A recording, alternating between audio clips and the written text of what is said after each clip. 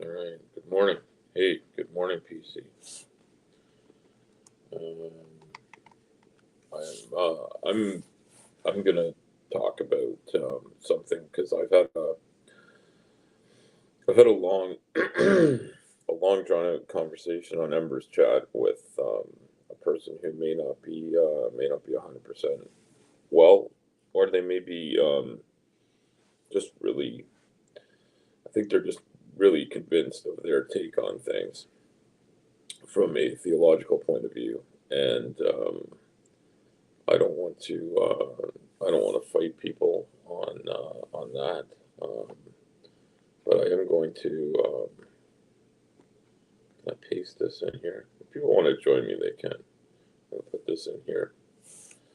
Um, I don't know if anybody else is going to watch, but Pragmatic Crystal, you are a person who is everywhere all at once. I don't know how you do it, but you're an amazing supporter. Thank you for being here. So I was looking at something. So this person was defending Nathaniel Jeanson as being some sort of wonderful creationist scientist that we should listen to and give great homage and respect to for their wonderful work.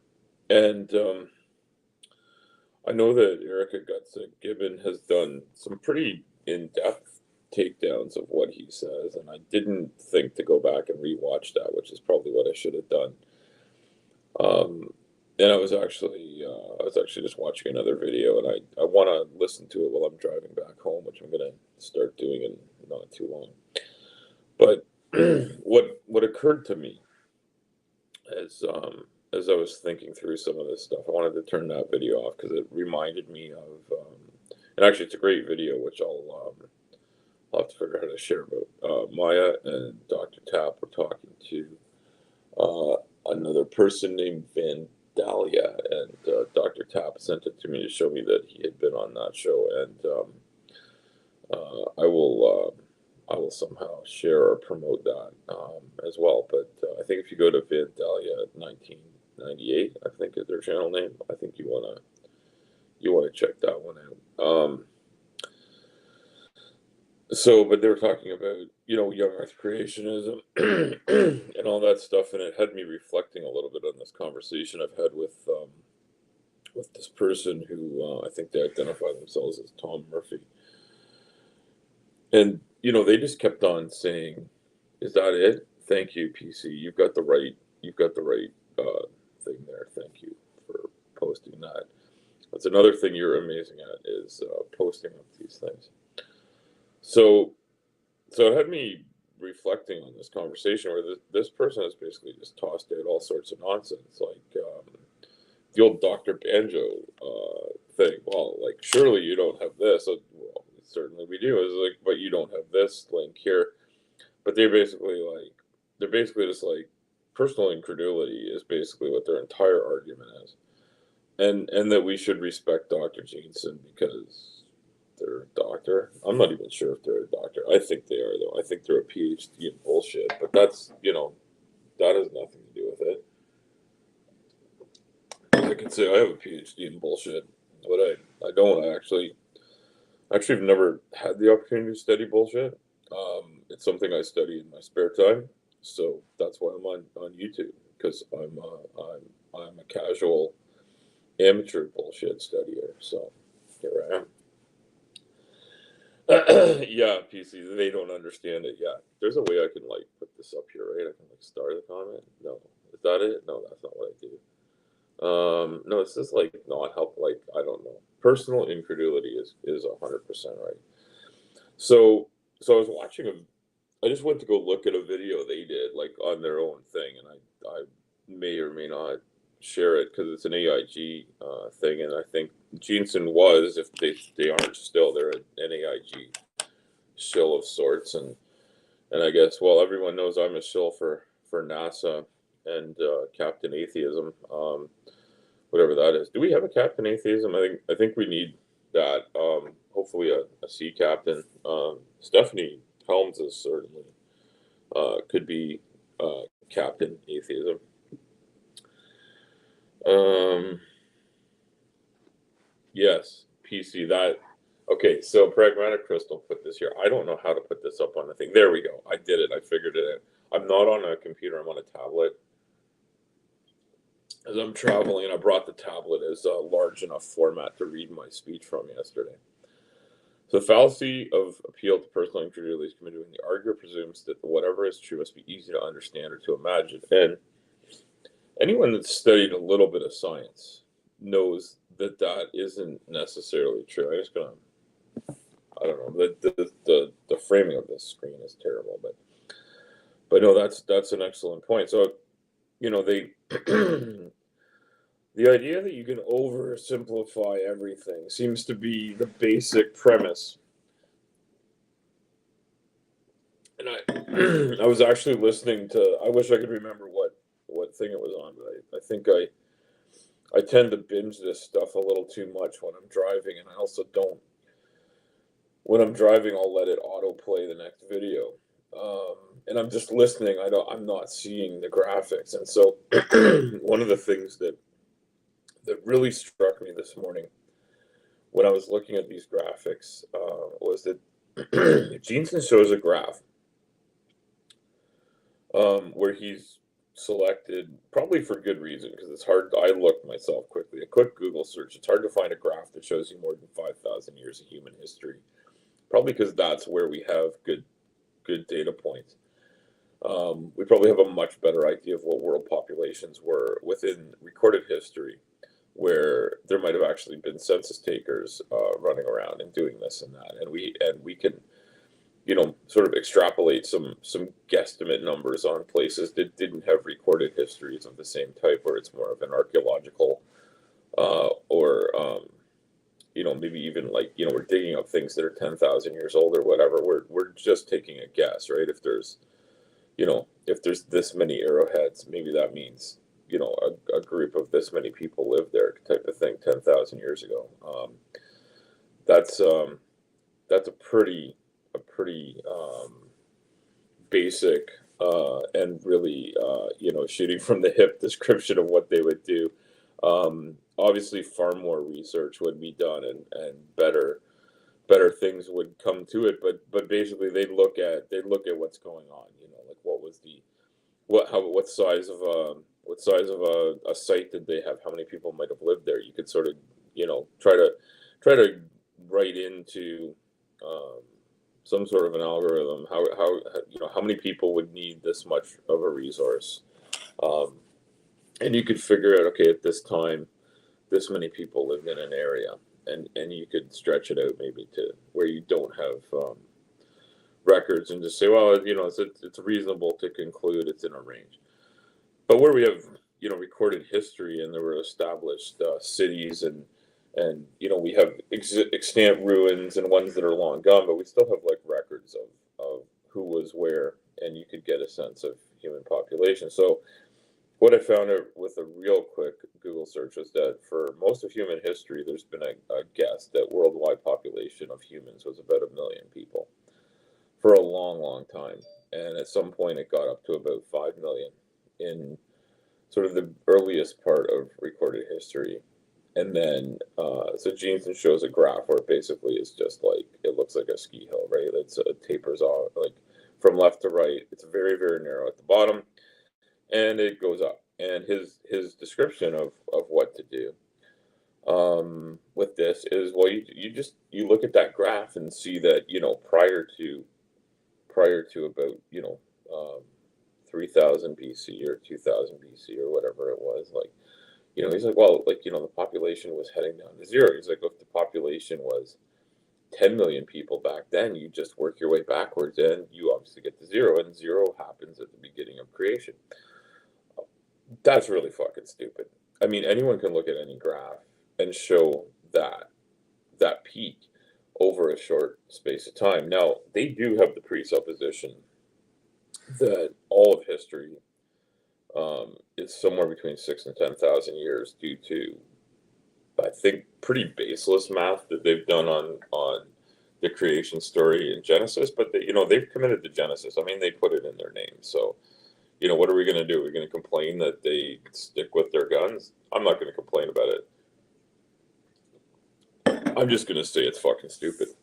It's not a good way to get information. Um, you have to start looking at what's actually in front of you. And when you have a history of extant communities, of humans that had built structures and recorded history 10,000 years and 12,000 years ago, you got to kind of throw out the idea that 10,000 is like the maximum, and the Earth and the entire universe, in fact, was created about then, at the earliest. And, you know, um, those people must have been pretty fucking surprised. Oh, here we go. PC has put up this, that 2000 BC, the number of humans reached 50 million. Yeah, and I think that's what the graph he had. He was at 50 million. So he's like, so if we go back another, follow the graph back and take the data, we get back to 10 million people and, 5 million people and all this kind of thing. There is a way to share a screen on here, and I'm not sure if I know how to use this thing when I'm doing that. But if I were to, I think, so I'm sorry, and PC, you might be my only audience right now, but hopefully in the future someone will watch something. So if I do this, that's the news layout. I'm not doing news. I don't want to do that either. What would this do? This looks really dumb. I don't want to do that. Okay, banners. Do I have a banner? I don't really want a banner. Anyway, I'll go back to comments. The comments are good because Pragmatic Crystal, who I call PC because I'm a lazy typer, is putting up the good information here. So yeah, no, this is it. 50 million people quadrupled by the year zero. So in 2,000 years, that's where they got. But see, the thing is, people, when people fuck, they have babies. That's just the way it works. And so, if 50 million people are fucking and they have babies, and all those babies start fucking, it doesn't take long to get a whole bunch of more babies. And so, we're getting into the 8 billion range here in year 2023. But another thing that's changed since recorded history is we've had more and more of what I'll call technology, modern developments, things that creationists don't always like. But they like them when they work for them. They don't like them when they work for someone else. They seem to have a pretty one-sided view of things. But anyone that looks at a graphic, if I look at a graph of like my income and my expenditures, and I look at a 1 day period on a graph, and I look at the period where, if I look at, like, say I get paid on a Thursday, and I see my paycheck come in, and I have a couple $1,000s in the bank, and I'm like, oh, that's fucking awesome. I got a couple $1,000s in the bank. Look at that, I'm in the black. But my mortgage payment goes out on Friday. If I only ever look at a graph showing the increase in my bank account on Thursdays, and I never look at what happens on Fridays, the graph's going to look a certain way. But what's going to happen is my mortgage payment will come out, and my income will cover that mortgage payment, and boom, it's gone. And all I can say is, damn good thing my wife has this job, because the graph goes up again when her paycheck comes in, and we have money to afford food and shit like that. Because if we were only paying for the house and only had my income, or vice versa, we were only paying for the food and only had her income, we'd be fucked, because we'd either have no shelter or we have no food. It's more complicated than that, but for a YouTube video, this is fine. But yeah, this is the way the world works, right? You can't do one without the other. That's the bottom line.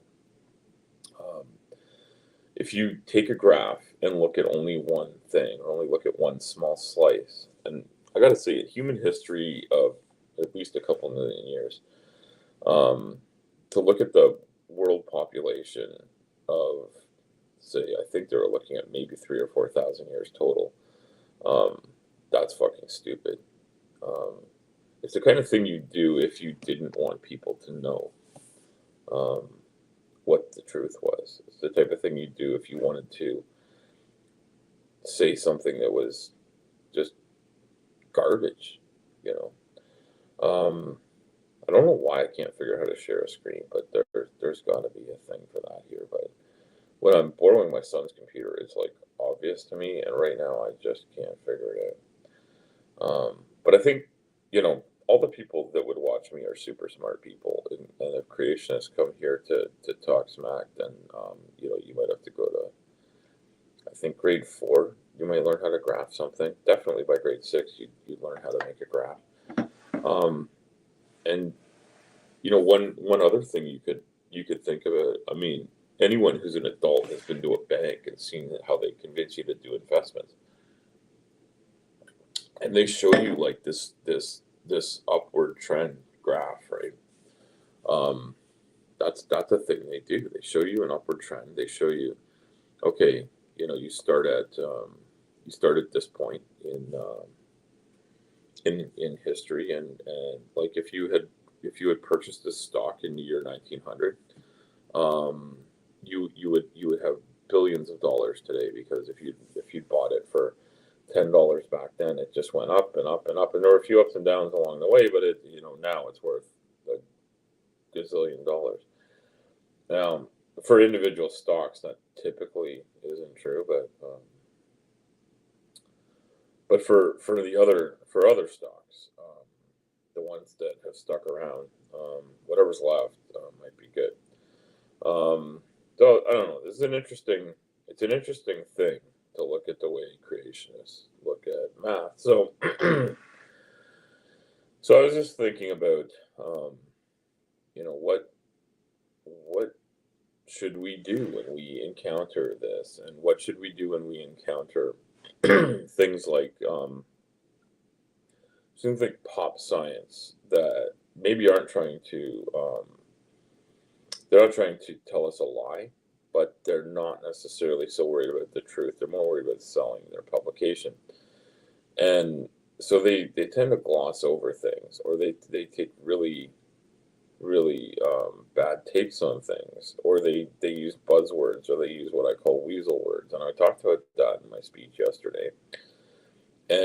And Jensen's doing this right here. He's having a conversation with Ken Ham, I guess, because they're both on the screen, and Jensen's basically just a talking head, and he's just saying, "Well, like, look, this is the way it is." Now, the pinned comment at the front of the video was, I'm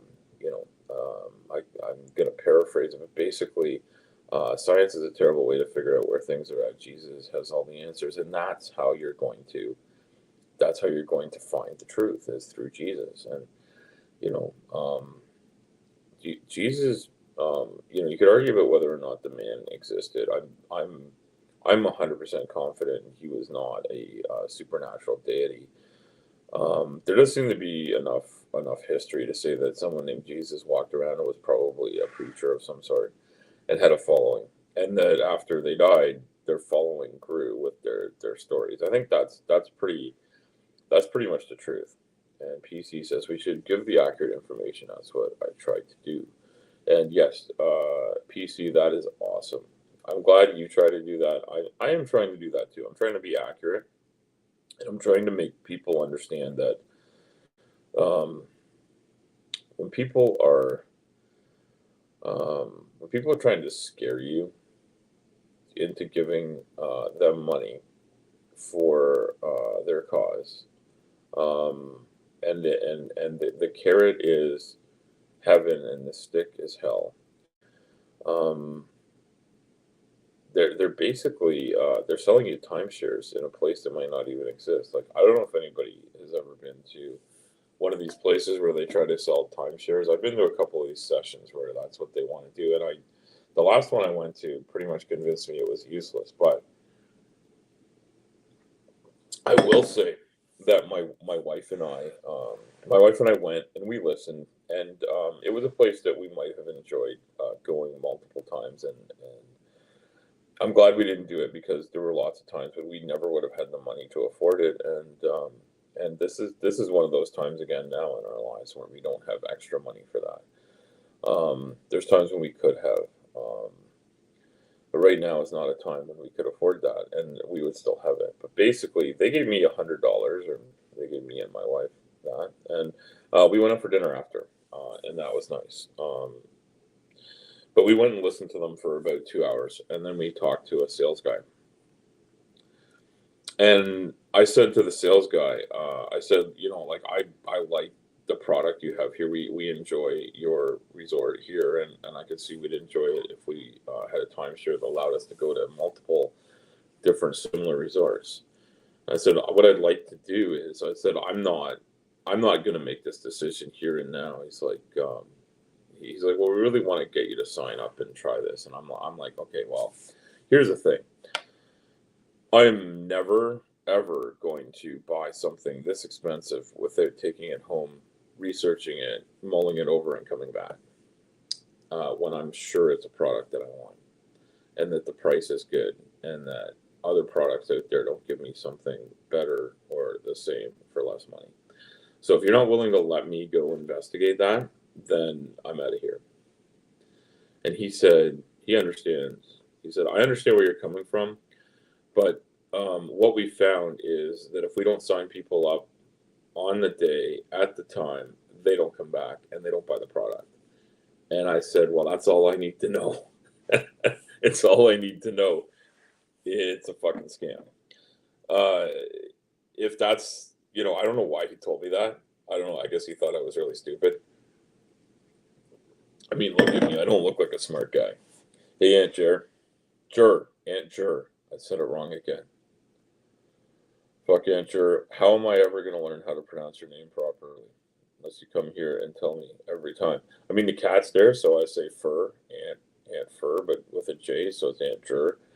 But yeah, I mean, if you change your avatar, I'm fucked, and I still forgot. But yeah, no. So I'm thinking, okay, well, this is a timeshare guy. So this guy wants my money. He wants my money now. He does not want to let me think about it.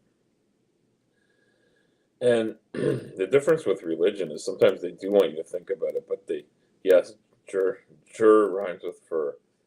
Yes, and sure, I appreciate the reminder. Um, and I'll try to get it right. I'll try to get it right. But if preachers will come and talk to you, say, "Oh, go think about this," but the other thing they do is they don't think about that. When I see some of these people, they're like, "You need to remember not to think about this way, not to don't take any of the words from these people seriously because they are trying to deceive you." I've heard these exact words. They like literally demonizing science, literally demonizing people that spend their lives trying to discover what is true, what is right. I might regret. Yeah. He thought I might regret not signing up immediately. It's the FOMO. Yeah, I don't. You know what? I have FOMO when I look outside and I see people riding their motorcycle and I'm not on mine. But you know what? My motorcycle's never let me down. I mean, it's died on me and needed repairs, but it's never let me down in terms of like having me feel good right here and now. And if I had the money, I'd go out and buy a newer motorcycle so I have something a little more reliable. But the one I have is pretty decent.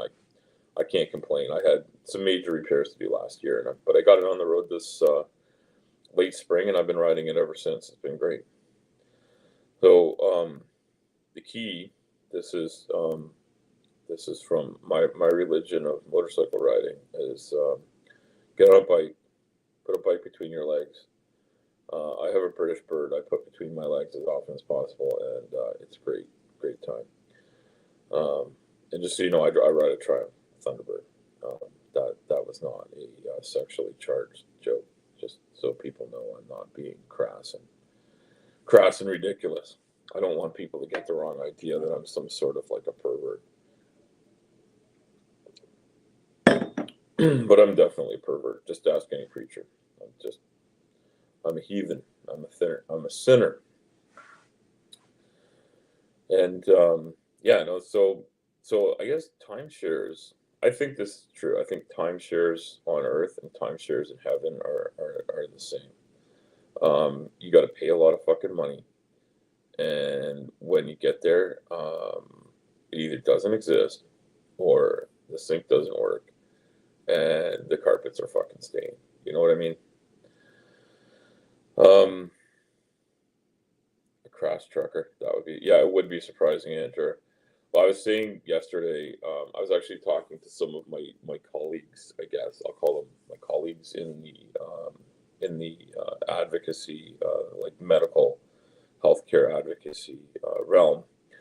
And I was joking around about my speech and how I edited some words down to be a little less crass.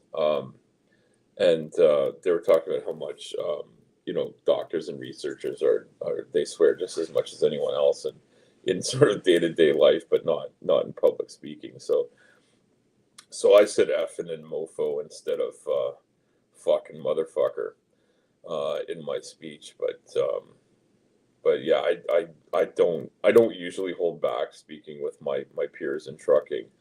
I don't edit these things down. I do try to edit them when I comment. I'm sure when you guys see me in the comment section, I say fuck a lot because I fucking swear a lot. It's I don't know if my stream's been on long enough to swear and not get demonetized, but it's easy when you're not monetized at all and never will be, right? But yeah, so I was like, you guys think I should start my speech with let's get some motherfucking energy into this bitch here, and they thought it was funny, but they also thought I shouldn't say it. But yeah, the thing I was at was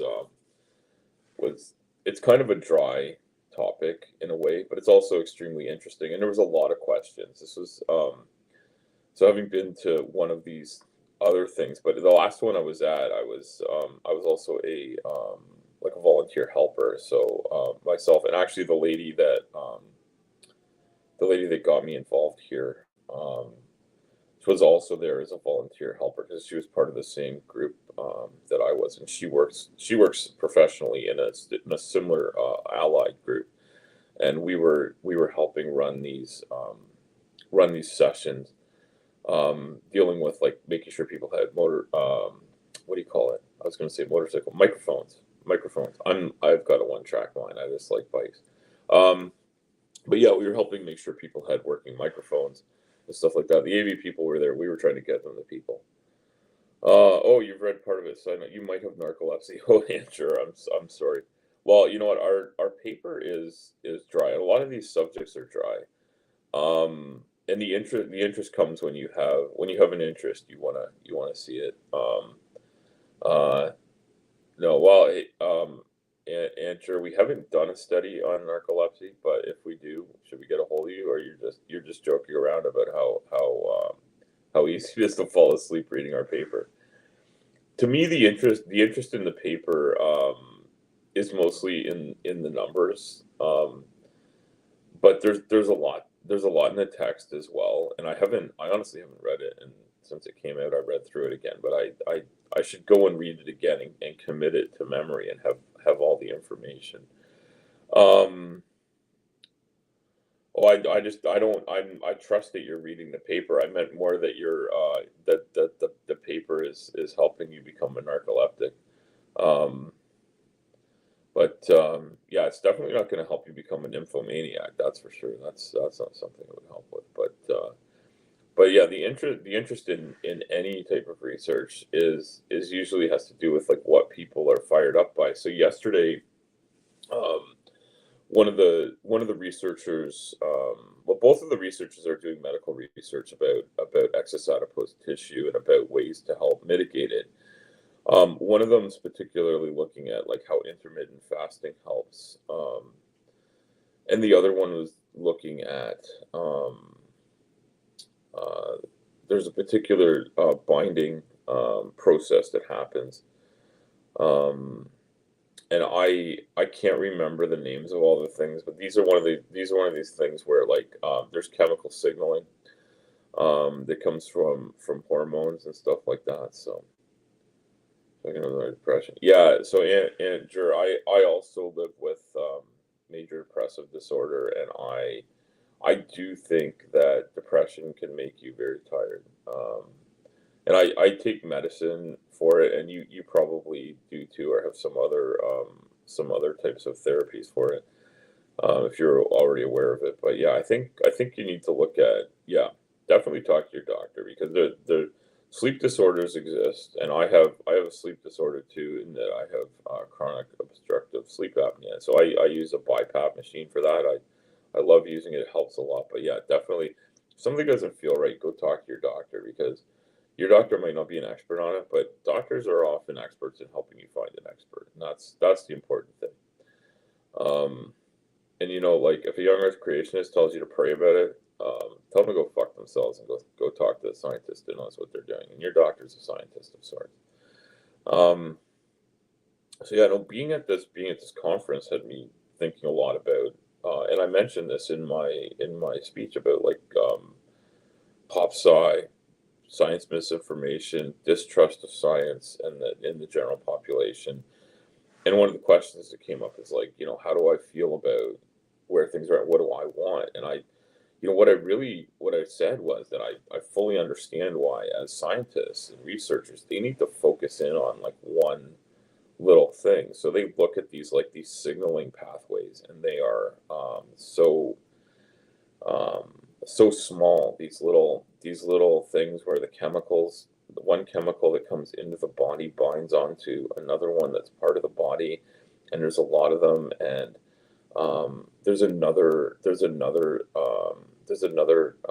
existing extant chemical in the body that can bind onto them and cause confusion. Can cause the body to build up excess adipose tissue from this. But the studies they do are in mice, or they're even in, um, holy shit, Andrew, I'm gonna read that in a second. Um, and because I see a lot of stuff in there that rings a bell with me, but my eyes will read quickly, but my thoughts don't come out very well when I switch topics, because I'm a tangent person. I'm the king of tangents, but I don't actually believe I have a royal title or anything. Pretty much everything I do is a tangent, but I do have a certain amount of gravity that'll bring me back on topic here. So, so yeah, when you look at a little thing and you look at just what happens in some isolated cells, or you look at just what happens in mice, you can get some really amazing results. You can get, like, diabetes has been cured in mice. It's amazing, and I love that that's happening. But one of the things that doesn't always happen is that we don't always get results that translate into human care, and we don't always get something that comes with any speed. So I spoke to both of these doctors last week before this, just getting ready for this, and we talked about it. And they asked my other colleague, the lady that brought me here, and myself, like, how do we feel about mouse research and stuff? And we both said we're encouraged by it, but knowing that a mouse research to a human solution is, like, a 15 to 20-year process. It's hard sometimes, especially for someone my age, where, like, for the other lady who's quite a bit younger than I am, she may see it in her lifetime, but it still means she's got to live, maybe 17, 18 years without those solutions in place. Hopefully something else is on its way for her to deal with her issues. But, for me, another 20 years, I'm nearly 70. I would be happy to take advantage of it in 20 years. But yeah, I'm gonna be in my late 60s by then. I think by the time I'm in my late 60s, I hope I'm not on death's door, but I don't think I'll be looking at, like, a future that's tremendously long. I don't think it'll be decades long. It might be a decade long, maybe two at the outside. But I don't see myself having a tremendous amount of longevity past my 70s. There's been a pretty good family history of men passing in their 70s, including my father earlier this year. And my father had a lot of cancers that we didn't know about, and he had, heart disease and stuff like that. I hope I don't have all those problems, but man, it's hard not to think that that's kind of where I'll be in 30 years. Um, maybe that's too morbid of a thought to have on a Sunday morning, but that's kind of the way I think it'll be. And so in Jur, I'm gonna put this up here. So you take gabapentin, Wellbutrin, Zoloft, Buspar, hydroxyline, and those are all the psych meds, and incidentally, psych beneficial gabapentin that you take. So I also take gabapentin for nerve pain, and I don't know if my psychology is benefited by it or not, but it may be incidentally beneficial. I have been on Wellbutrin, didn't find it helped.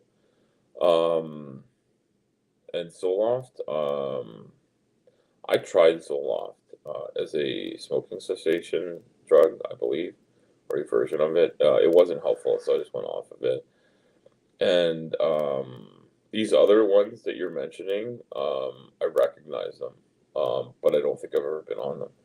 But when you look at major depressive disorder, anxiety, and other mental health issues that people have and they need to medicate for, those are certainly ones you hear about all the time. And much like you, I take like a cocktail of drugs, I guess, to deal with all the problems I have, and I actually have them all. I have them all beside me here because I'm in a hotel room. But I'm gonna hold this up. This is my pill sorter, and I don't know if you can see how many pills I have in here.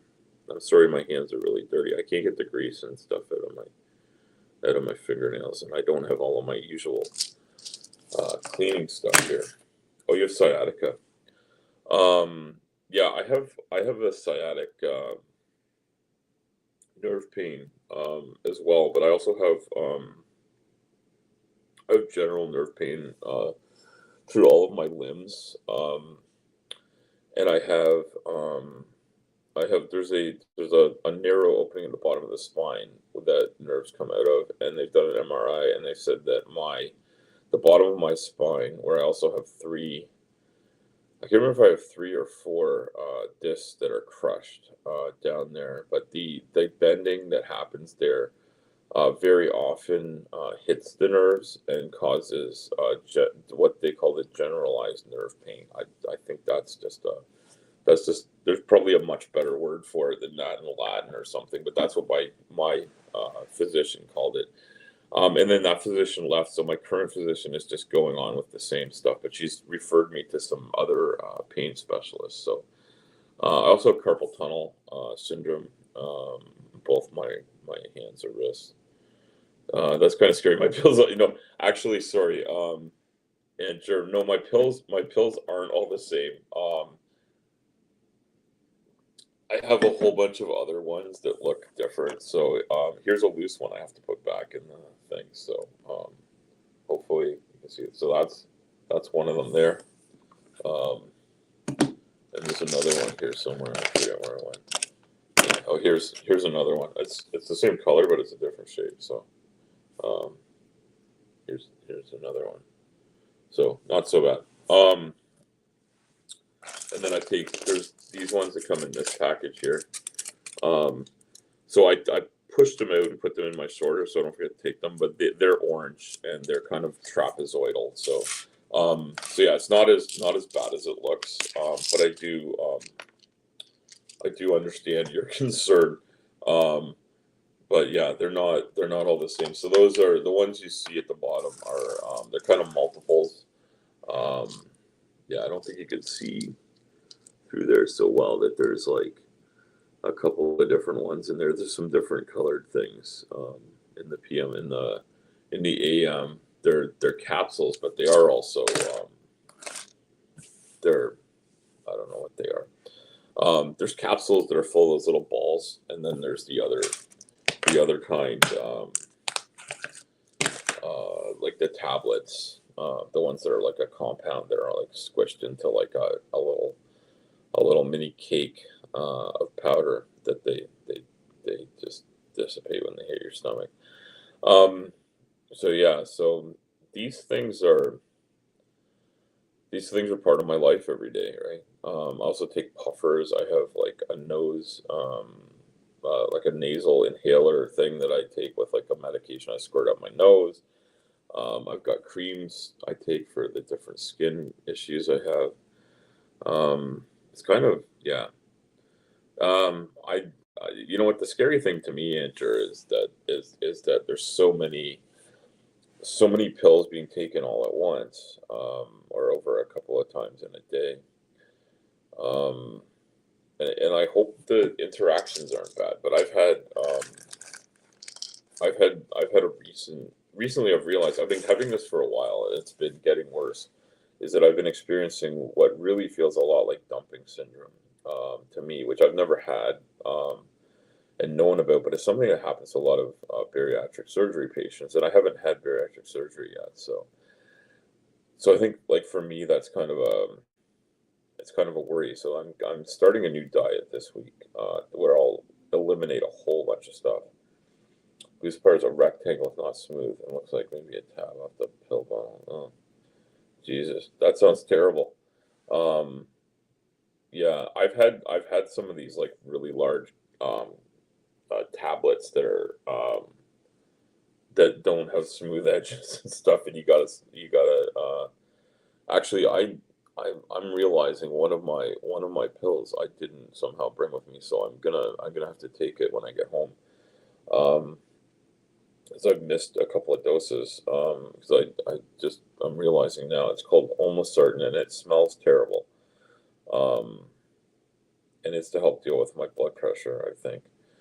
Um, but I'm still the other blood pressure medication I'm taking, and I didn't bring a blood pressure checker with me, so I'm just assuming my hypertension's in check because it has been for a while, but I do need to make sure I have it.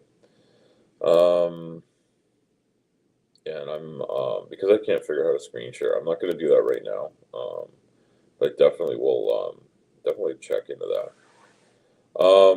But yeah, Andrew, I feel for anyone that's suffering from mental health issues because depression, anxiety, and I've known and talked to people that have other disorders that are struggling.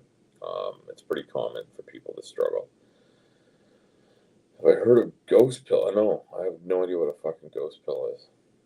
Um, Please, Andrew, tell us what a ghost pill is. And Andrew, I don't know if you're someone that wants to like join the stream, but you're welcome to if you want to hop on. I posted it, but I don't know if it's still there. But you can come tell us all about it if you're someone that likes to talk out loud. And if you're not, you can just tell us in the chat, and I'll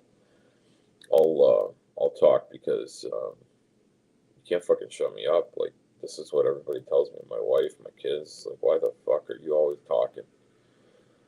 They always tell me I'm giving them a lecture on stuff when all I'm trying to do is share my love of things. Or my wife tells me that I'm mansplaining stuff, and I'm like, I don't think that's what this is. I think like mansplaining is like is when I use my genitalia to explain something, and otherwise I'm just a person. To use pill you see again like corn. Oh shit. No, Andrew, that's hilarious. I have not ever seen that, but I do worry about that because of this weird sort of dumping syndrome I'm experiencing, where what seems to happen is I'll eat, and within half an hour I have to go find a washroom, and it's not clear whether what I've just eaten is on its way out or not, but it does feel like it. I'm really worried that I'm not getting good nutrient absorption. Um, so yeah, it's something I'm working on. I'm working on trying to make it better, but I'm having a rough time with it. And they're gonna do a series of tests. I just had a bunch of blood and urine tests, and unfortunately, I got to go do a stool test, which is terrible because they don't want to see my bar stool. They want to see other stools, and I got to figure out how to deal with that. I've figured out how to deal with it. I'm just not dealing with it on the road from a hotel room. Although I've had to deal with that kind of nonsense because being a trucker, I've been out on the road for a series of days and had to deal with medical things that come up. Um, obviously got to check my blood sugar and whatnot, right? So I did that. I did that yesterday a couple of times, and I checked my blood sugar after eating, and it had gone up a fair bit. And there was dessert I could have had, and with my meal, and I just said no, which is tough to do sometimes, right? Especially when you're out on a trip or you're doing something a little special. And I was having a nice meal with the lady that got me here, and I'd use her name, but I don't want to like dox her or whatever. But yeah, she's a lovely person who works really hard, and who I have a tremendous amount of respect for. And it's really great to meet her husband too. He's a super nice guy. She's spoken of before, but I had never met. And yeah, they're a great couple, a great team. I look at them and I see, when my wife and I were where we were at like a number of years ago, and yeah, we've had my wife and I've had a long history together, but no, it's not all done. Oh man, so it's so common. Didn't bother. Yeah, Andrew, that's a thing that happens. But then so the thing is, Andrew, you can't you can't get the benefit of it, right? If that pill's helping you make it through the day, and your system eliminates it, you don't get the benefit of it. Yeah, no scholarly studies and articles, but I could definitely see how there would be that, because once people get a concern, and if it comes up, it's that common, you're gonna wonder like what's going on. Like, and so is the pill causing it, or is it some sort of like other sort of gastric irritation that's causing like an immediate emptying of the bowels? That does happen, right? There are different situations that happen where your stomach and your whole gastrointestinal system just says, hey, there's something in here that's bad, and we're getting rid of it to avoid poisoning the body we're in. And that might be, oh, it's the shell. Okay. No, so with Wellbutrin, the Wellbutrin I took was in a capsule, but I know it comes in other things. So the shell is just like it's like there must be like a different speed of action. My understanding is the capsule ones that have the little gelatin ends on them. 'Cause my son actually takes a medicine that's in a capsule, but he can't swallow pills. So we empty the capsule into applesauce, which is what the doctor said to do. He said we just give it to him every morning. He has his medicine in applesauce, and he just said it's dose up. So I have to actually do it in a couple of rounds, because the little balls in the capsule are really hard to the taste and the texture of them is hard for him to deal with. But yeah, the capsule tends to sort of dissolve in stomach acids and let the stuff out. But yeah, the capsule probably doesn't have any great nutrients in it, and I would imagine the capsule's hard enough to break down, that it could just end up coming out. But I don't always check what's going on you know, at least not with any great detail after I poop. But I think if you're having gastrointestinal distress of any kind, you kind of take a look at what's going on and like wonder what's happening. I mean, otherwise, I'm just you kind of want to look to make sure everything came out, and that it's time to flush and move on, right? Extended release version. Okay, the graphic of how. Okay, so extended release tablets. Yeah, so I think tablets and caplets can be built in different ways so that the stomach acids break them down, and the medicine gets released over time, rather than having something that's released within a few minutes of hitting the stomach or whatever it would be. Um, but yeah, no, that totally makes sense. And I mean, this all comes back to where does medical research go? And we live in a capitalist world. So the impetus to develop medicines and science comes from money, right? Um, so it's more complicated than what I'll describe here, but it's something I've just started to learn about because, I was talking to the lady that brought me here, and she's very knowledgeable about the industry because I think she's been in the same sphere of the industry for her whole working career after getting her degrees. But she was in different zones, I guess. I don't know if that's the right way to describe it, but yeah, she said the money's really coming from large corporations that want to make money by selling solutions. And there's a bit of money coming from organizations that are getting money raised through like charity donations, which is great. And there's a bit of grants from corporations and grants from government sometimes, but there's not a lot of look at what is good for humanity, right? And that's maybe a problem that anything to do with capitalism and you take a look at capitalist system. Is it better than any other? I don't know. I mean, certainly we're told to just say, hey, it's the worst one except for all the others. Um, is there an ideal system? I don't fucking know. I've never studied it. I've only thought about it, and I think that any system that has no checks or balances um, is going to suck, and any system that isn't about the support of humanity is going to suck. And the capitalist system seems to be really focused on making money for a few people and telling other people how lucky they are. They also have that opportunity, which they don't fucking have. Um, to pretend that anyone can make it is just bullshit. I mean, that's just a fucking story. Um, every once in a while, someone slips through, but they have.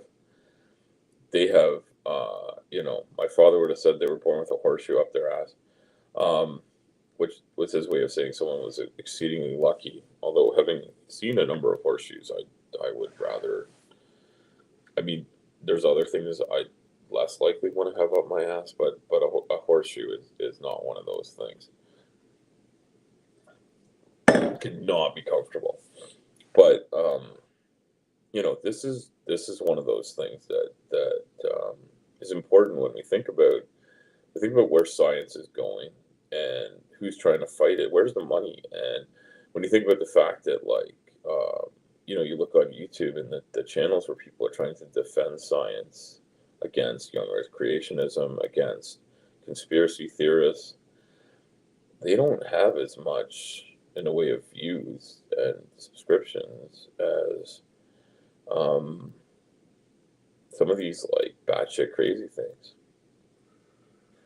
You got to wonder, like, do you get lured in by popularity, right? Is popularity a good argument for something, And this is, you know, I know PC was popping up some of the fallacies that I was talking about in the arguments used by people in young Earth creationism and used by people in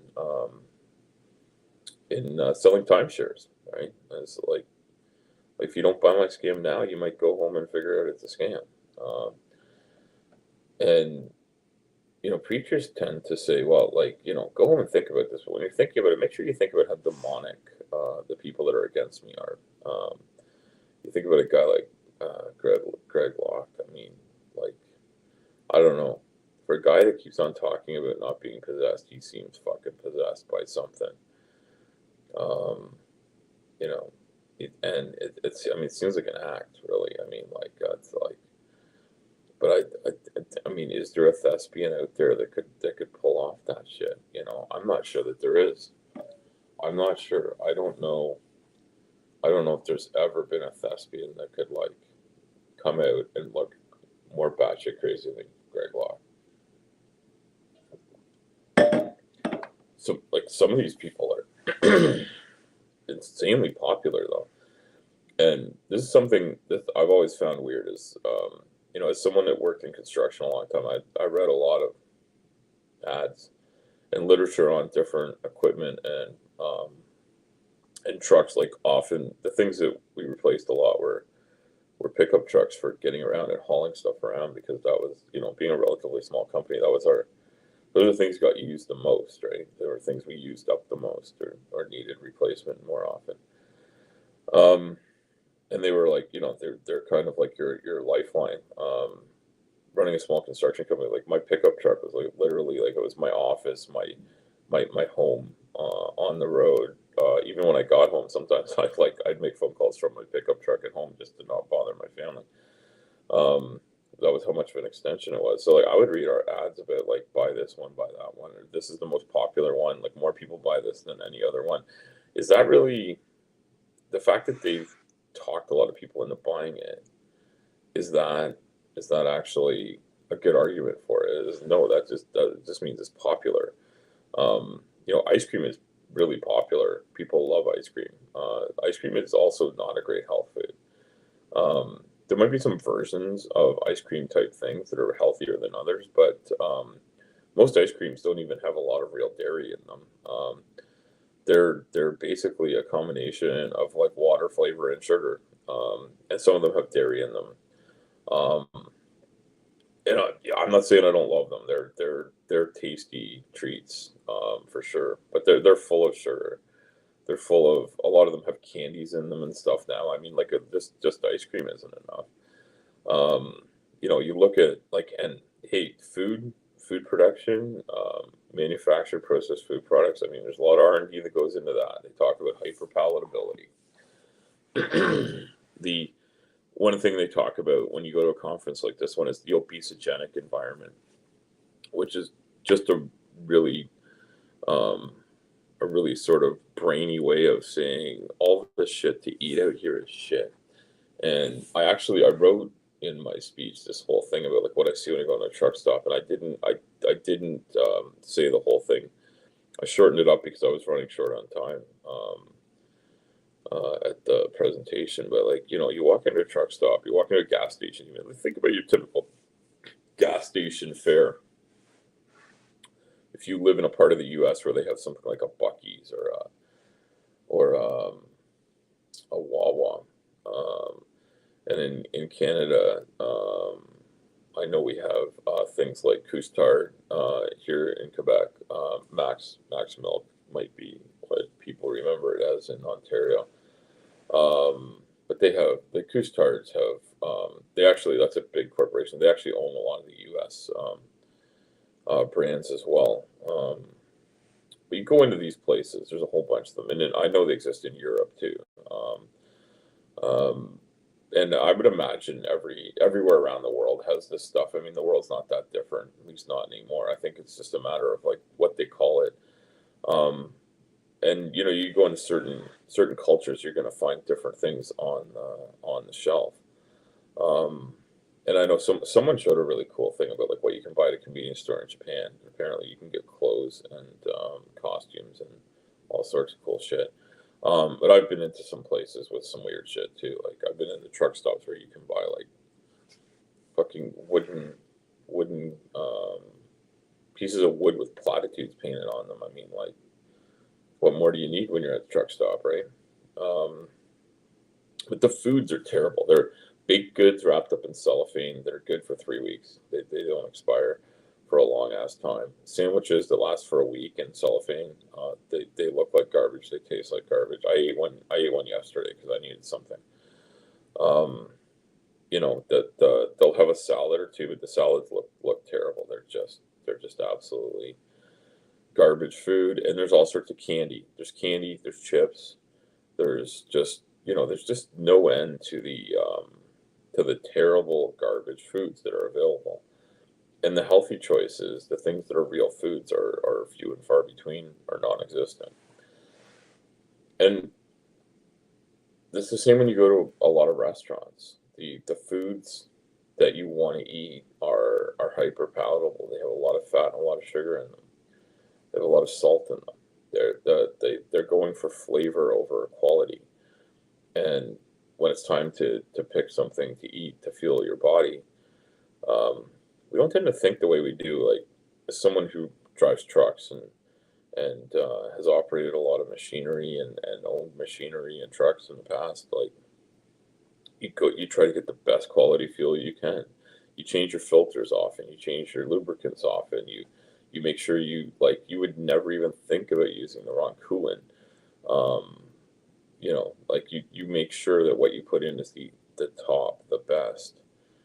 And when it comes to your body, like you don't, it's a weird thing. Um, and I've fallen into this trap so many times, and I think a lot of times what it comes to is like what's comfortable to eat um, isn't comfortable for your body. But we talk about like comfort foods and different people. Their comfort food will be meaning something different to different people, right? I think a lot of times what people mean is like that great meal that your mom made that just made you feel good, right? And not everybody has a mom, so I don't want to exclude people like that. But I think a lot of people have come home to a great home cooked meal. It may not be great in its sort of nutritional quality, but it feels good to eat, right? Um, oh, Aunt Jer has Aunt Jer, I gotta pronounce this right. Has sent me a graphic. Okay, this is great. Okay, the drug compartment hydrant. Okay, yeah. So this is a great graphic, and nobody can see it, right? Oh, yeah, you can't see it. You can't see it. That's terrible. All right, there's Aunt Jer. Aunt Jer and I are on at least two servers together on Discord. So, and if you want to find me on Discord, I'm on Discord.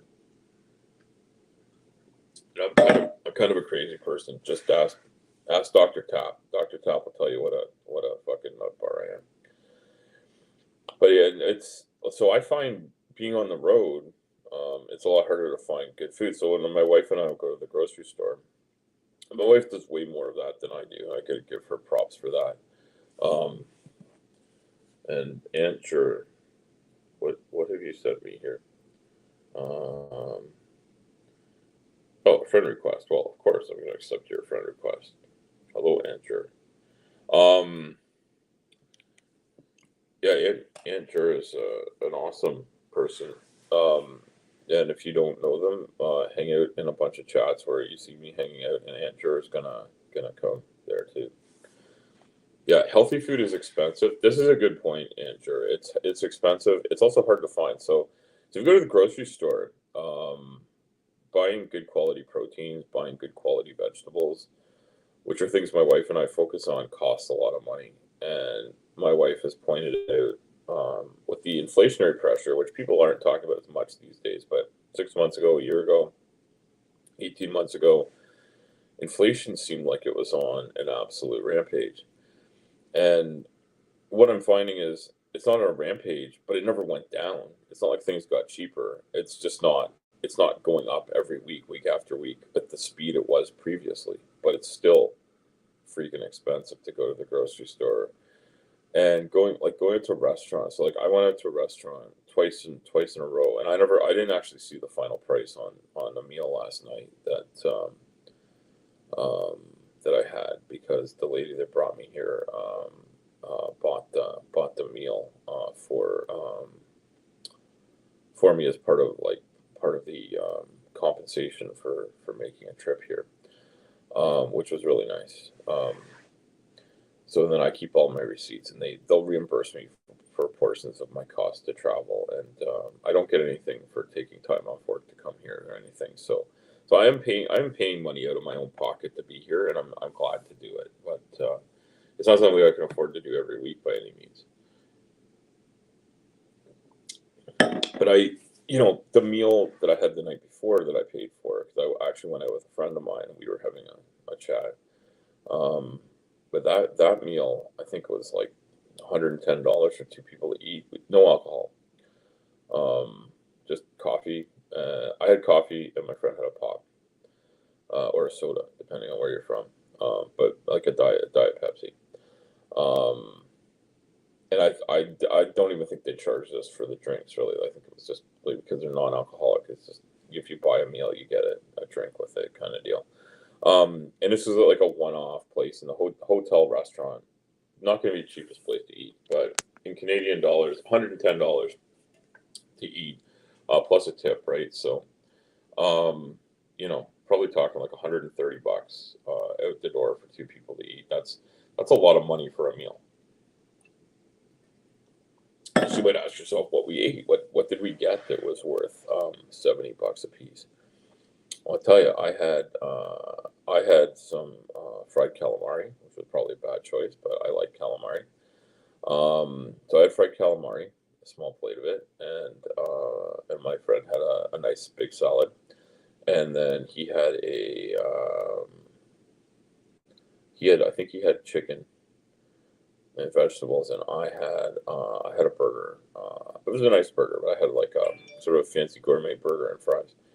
Um, that's a lot of money to eat out at a restaurant, and restaurants like that don't even exist when you're trucking. Like, it's just not a thing. Sometimes it'll be like a Denny's, or an IHOP in a truck stop. No, I don't think it was imitation calamari, Andrew. I think it was the real deal. I could tell there were tentacles, and the hoods were real cut. You can sort of tell by texture and stuff, but yeah, this was a decent restaurant that wouldn't have been serving imitation calamari. Um, there are a lot of seafoods that are like sold in bulk, and at sort of cheaper places. Some expensive places too are just chopped up, marine garbage basically. Um, and it's kind of scary. But and I'm trying to remember. I know I've read a story about some of these things. I'm not sure what imitation calamari is, but yeah, the stuff I was having. Pig butthole. Yeah, I don't know. It wasn't that. It wasn't that, Andrew. I could tell. I bought calamari at the market, like full of squids, and cut and cooked them, and I could tell this is the same kind of stuff. So yeah, no, I think I was good. But yeah. So anyway, I think I've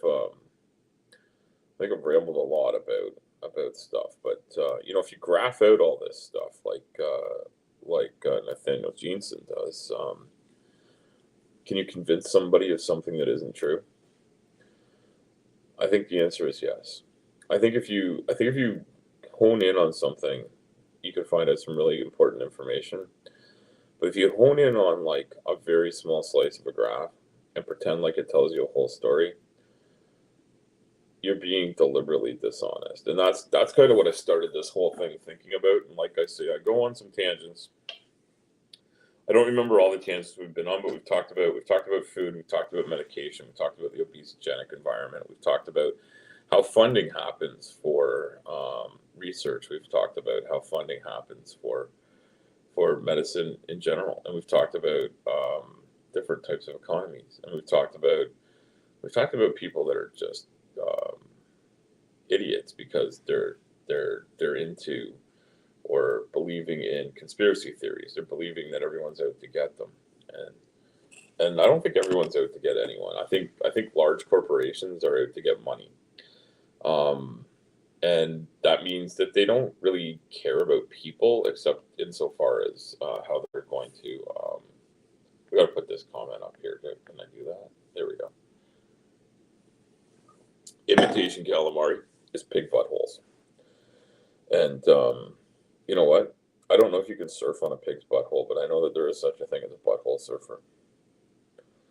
And I don't really know what that is, but I've heard about it. I think it's a band, the Butthole Surfers. I gotta look that up. I'm afraid to find out what I'm gonna find out. But if you can surf on your butthole, that's pretty impressive. Um, I would have trouble surfing on a surfboard.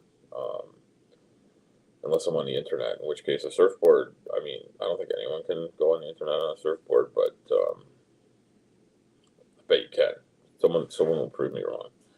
But if you can plug your surfboard into the wall and make it go on the internet, I'm fucking impressed. I'm gonna say that. That's not the tangent I was planning on going on. What I was planning on saying is just that I think it's interesting how some people have standards of evidence, standards of what they'll believe and not believe based on who says it and how they say it. And I was willing to listen to Nathaniel Jeanson this morning and look at what he was saying and see that he had some really good information. And yeah, Ember, I'm so glad you're here, Ember, because it was the commentary in your chat or your video that led me to go back to Nathaniel Jeanson, because the one guy, that one, I think it was Murphy guy, who just kept on going on and on and on about all the things that I didn't have answers for. And even though I kept answering him, he just kept on making fun of the way I speak. And I don't know that my way of speaking is wrong. But I'm not super well educated. And so I can only speak with the words I have. I only have the lexicon that I have been given with which to communicate. And so I think making fun of the way I talk isn't quite fair. But yeah, it's great to see you, Ember. Always love your comment your comments, but I also love your content. And Ember does some amazing work on YouTube. I appreciate them very much. All the dang time is right. So yeah, so looking at the graph of the population, coming back to what I started talking about, it's just crazy. Your internet is imitation calamari. Yeah, I bet it is, Ember. Here we go. It's a pig's butthole. You know what? If you're plugging into a pig's butthole, something ain't right. But that's something we'll have to talk about another time.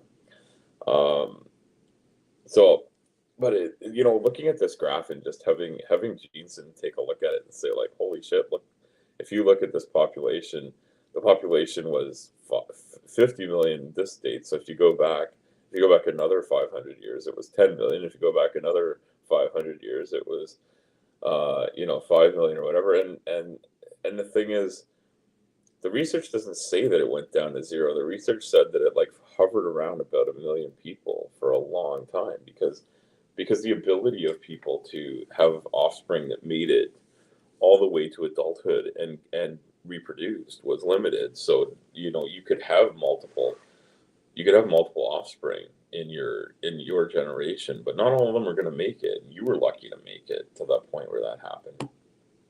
That's kind of what evolution actually says when we talk about something like the survival of the fittest, which some people try to pretend is like survival of the bodybuilders, which is not what they're fucking talking about, just in case anybody's under that delusion. Survival of the fittest has to do with the survival of those that adapt best to their environment, or they're able to use their environment to their advantage, which isn't just one thing. And there was this other idiot, Sal Cordova, who's a fucking tool, that I was talking about when I did a little stream yesterday, before I went to supper. And I just, man, I love the fact these people are out there, because they're great for a laugh. But the fact that people take them seriously is maybe what the biggest problem is. And it leads to being anti-science, being close to godliness in their minds, and that's pretty fucked up, right? That's something I really wanna hone in on as I don't know if I'll build my channel or not. My channel's probably doomed to failure, but I really want to say that looking into things and thinking about them, the most compatible. Yes. So Andrew, I'm putting this up here on. I screwed it up because I have a giant thumb. I have more than one giant thumb. If you look at this, my thumb is like the size of my head. Can you see that? All right. Yeah. No. I think that's right. Survive the most compatible is right. So yeah. So the best adapted animal at living in the ocean, you're increasingly behind. My speaking seems fine. Do you mean like my skill at being an orator and elocution, or do you mean something else? Or do you mean the my lexicon, the limited lexicon with which I must use to communicate? South Cordova has a lot of heavy books. Um, yeah, and apparently they've squished his brain into a tiny little piece of paper that has a butthole drawn on it by Kurt Vonnegut Jr. Because that's everything that comes out of him sounds like it's coming out of a hastily drawn butthole. That's that's the thing. I've heard him talk about. Um, I'm pretty sure it was him. I don't want to like misattribute this, but I've heard him talk about work he's done with another scientist where they've researched. And scientists should probably be in quotation marks. This is like air quotes thing, like a thing. I hate doing this, but you know. So yeah, we get this idea that like if a creature like a small unicellular creature develops a flagellum, that somehow like gets rid of evolution or something. Oh, my wife is reaching out to me. Uh-oh. Uh-oh. We're in trouble. Well, Cell talks like he's stuck at age 12. He does, and he's also not he's not super well spoken, but he is willing to go and speak in that, and that's a problem. Um, um, yeah. My wife does not know that I'm doing a stream, but I'm going to start driving home in a short time. But yeah, I will talk. I'm going to talk to my wife. She's just texting me. I'm going to talk to her in a minute because she's just notified me of another problem that will probably cost us a tremendous amount of money. But I'm going to have to solve that on my way home, I guess. So I'm gonna wrap this up because I'm not really seeing anything new, different, or wonderful. But I'm gonna say that like Sal, he's on the Bitchmade timer, um, um, in Dapper Dino's streams, and he belongs there because he's a fucking moron. He's not intellectually honest, and but also Jeanson isn't either, and Jeanson's hiding behind the idea that he has some sort of education, and he speaks like someone who has an education, but the things he says are really dumb.